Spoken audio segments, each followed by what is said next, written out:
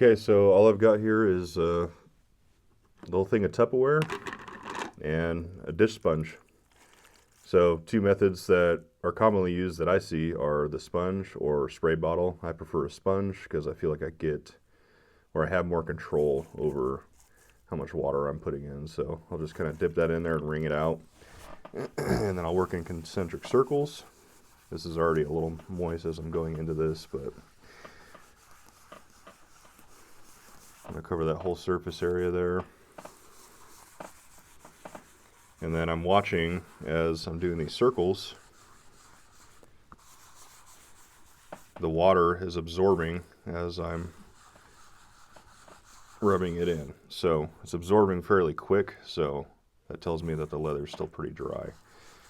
So I'll kind of use a little more water here, and I'll keep adding it, and what I'm looking for is that water to kind of pool on top just slightly, and I'm watching the reaction time of how quick that leather absorbs the water. So you see that's getting a little bit slower, if you can see in the video.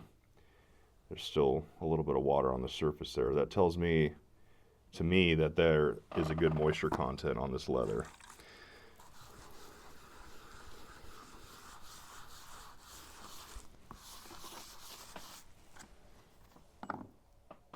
And certain areas are going to absorb quicker than others.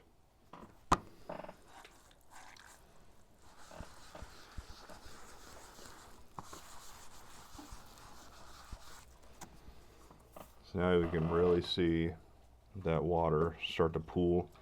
So I'm going to let that soak in, and then also I can check the sides, and I can see the water starting to soak in all the way on the bottom on some parts here, over here, somewhat here. So to me, this is properly cased. Now I'm going to wait for that to get back to its original color before I start carving again.